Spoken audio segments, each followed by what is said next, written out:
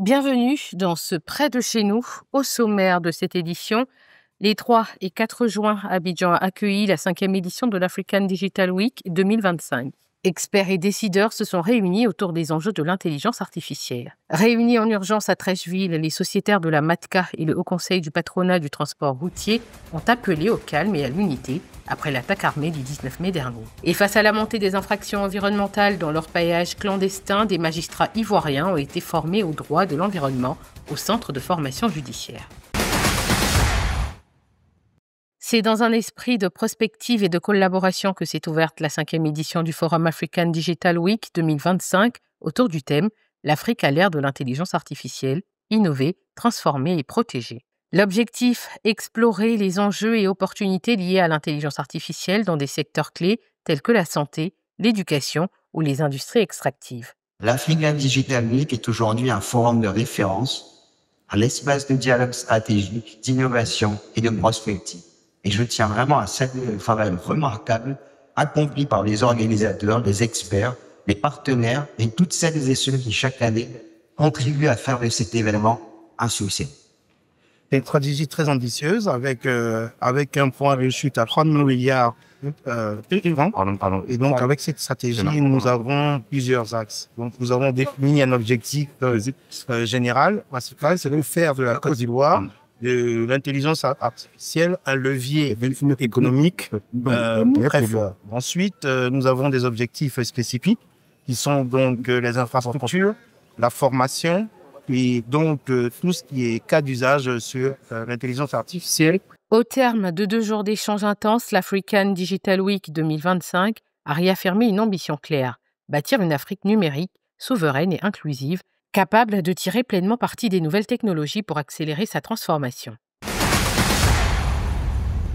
Suite à l'attaque armée survenue en mai dernier au siège de la Mutuelle des taxis-compteurs d'Abidjan, une réunion d'urgence s'est tenue à Treichville à l'initiative du collectif des sociétaires.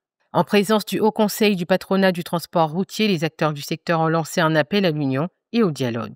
Nous, sociétaires de la MATCA, après l'examen et analyse de la situation de notre mutuelle, appelons les sociétaires à l'union, apportons notre soutien à l'action gouvernementale qui a favorisé la nomination d'un administrateur provisoire en réserver les intérêts des transporteurs.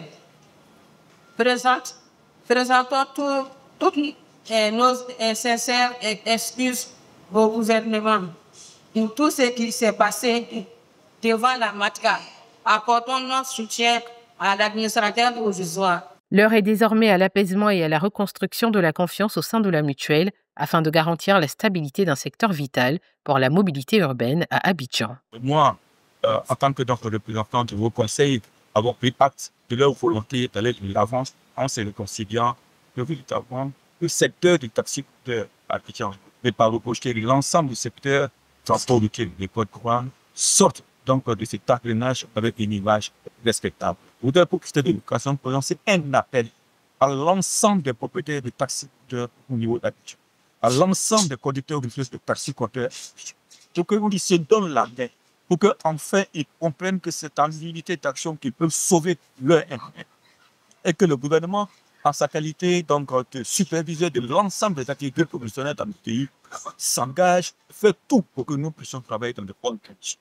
Cette rencontre intervient dans un contexte tendu, marqué par une attaque armée survenue le 19 mai dernier au siège de la mutuelle en pleine réunion de désignation d'un directeur général par intérim. Plusieurs blessés avaient alors été enregistrés. Le Centre de formation judiciaire a accueilli un séminaire de renforcement des capacités dédié à l'application du droit de l'environnement en Côte d'Ivoire. Au cœur des échanges, l'orpaillage clandestin, une activité illégale aux effets dévastateurs. Les magistrats formés ont débattu de l'urgence d'une réponse judiciaire plus structurée et de la nécessité de créer des chambres spécialisées. Ce séminaire organisé avec le soutien du programme Abidjan Legacy s'inscrit dans une dynamique de justice plus moderne, verte et engagée. L'environnement s'invite de plus en plus dans les prétoires des magistrats, que ce soit les magistrats du siège ou bien du parquet, et ne sont pas nécessairement tous les jours outillés pour gérer ces problématiques, parce que c'est difficile, parce que c'est compliqué, parce que ça fait appel à des connaissances techniques qui n'ont pas nécessairement. Donc, cet atelier, ce séminaire qu'on organise sur les 2 prochains jours vient un peu combler les gaps qu'il y a entre la formation de base en tant que juge, en tant que magistrat, et les réalités environnementales auxquelles notre pays est confronté. Au terme de cette première journée, nous avons vu se succéder au pupitre les uns après les autres des formateurs d'une très grande qualité qui nous ont permis de toucher du doigt toutes les difficultés et en même temps toute la spécificité de la question du droit de l'environnement. Entre renforcement des compétences et réflexions stratégiques, cette initiative marque un tournant pour la justice environnementale ivoirienne, appelée à jouer un rôle moteur dans la protection des ressources et des populations.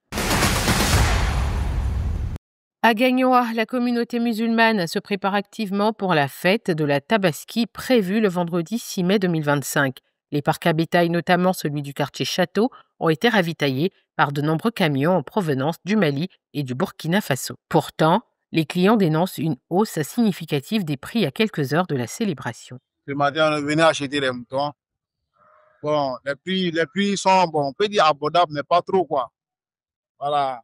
Pour moi, là, ils ont dit ça, on va dire 210 000. Puis le dernier prix à 190 000. Bon. Comme c'est la fête, on est obligé, on est venu, on a quitté, on va dire à Abidjan pour venir, c'est-à-dire avec les parents, donc il faut rendre les parents, donc on est obligé, on ne sait pas comment faire. Pourquoi quand les Tabaski arrivent, ils sont achetés ailleurs pour venir vendre, et c'est pour rompre le client, pour dire que nous, on achète. Nous, on ne peut pas, c'est bizarre. Les prix des moutons oscillent désormais entre 130 000 et 450 000 francs CFA, bien au-dessus des 100 000 à 150 000 francs CFA pour les années précédentes. C'est la fin de cette édition. Merci de l'avoir suivi. L'information continue sur cette info et sur cetteinfo.ci.